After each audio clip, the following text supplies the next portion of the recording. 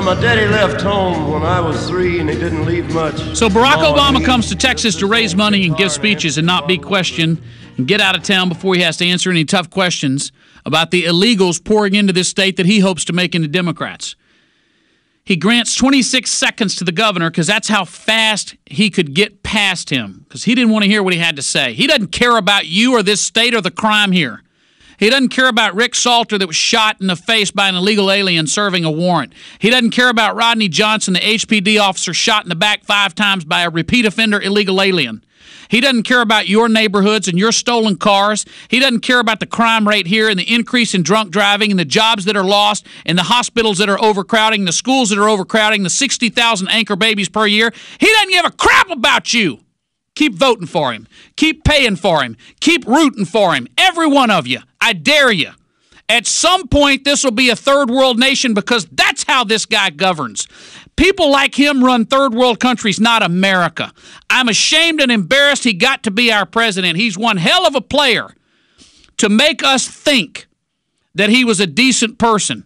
He's one hell of an actor to convince people that he wasn't the greatest threat this nation ever faced. But now he's there and he's proved it. Do it once, shame on him. Do it twice, shame on you. That's the public version. If you don't do everything in your power for the next few days before November to boot him out of office, Sheila Jackson-Lee out of office, Gene Green out of office, Lloyd Doggett out of office, then shame on you. Pull out the piggy banks and write them checks.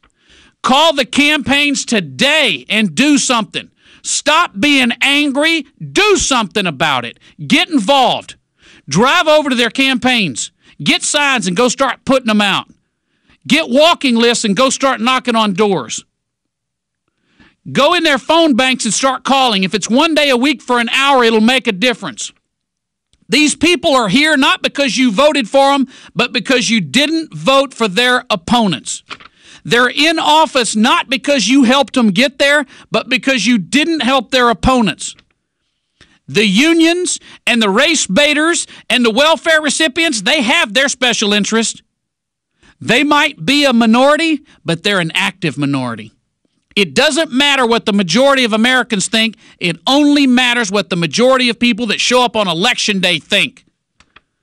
If you're not in the game, you can't help your team. And if you can't get excited and angry and motivated for just a few days now after everything you've seen, then we deserve what we get. If you can't do everything in your power between now and November, which is a matter of days away, to get these people out of office, then we don't deserve the country we inherited. We should be ashamed of ourselves. How dare we let these clowns overrun our country? How dare we back down when they push us around?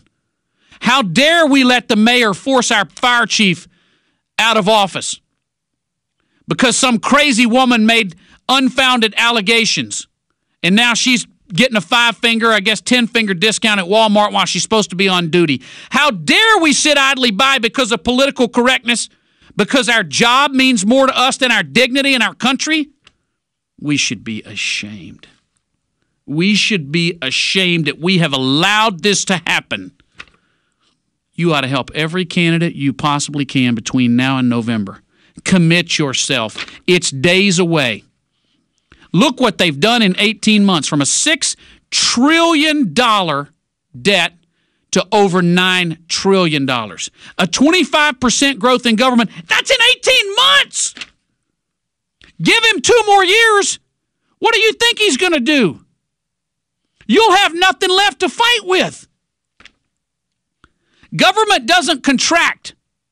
The more bailouts, the more unions, you'll never turn that tide back. You can't do it. Because once people get hired by the government, they don't bite the hand that feeds them. That's a vote for Democrats for the rest of their lives. At some point, you've got to draw your line in the sand. At some point, you've got to say, you know what, Mama? Let's go. We're getting engaged. We're going to go find a campaign. We are going to fight back now. Stop sending me emails. Michael, how do I get involved? Get involved. If you can't figure that out on your own, then good Lord, let the Democrats run this place. Jesus, they figure out where their offices are. They figure out where their campaigns are. Good Lord, do it for yourself. You're smart. You care about this country, then do something about it. We all sit by and watch these people push us around. We sit by and watch them turn everything decent on its head and go, well, that's just what's happening in America today. Yep, sure is. It's the craziest thing. Yeah, they're just, I'll tell you what, I don't know what's going on anymore. I don't mind if a 90-year-old says that because, good Lord, they're feeble. But if you're 25, 35, 45, or 55 and you've got an ounce of anything in your body, how in the hell can you not fight back with these clowns? Have they not pushed you around bad enough? The majority of Americans didn't want Obamacare. We got it. The man went to the Muslim world and apologized. They're building a mosque on the side of 9/11. What more do they have to do?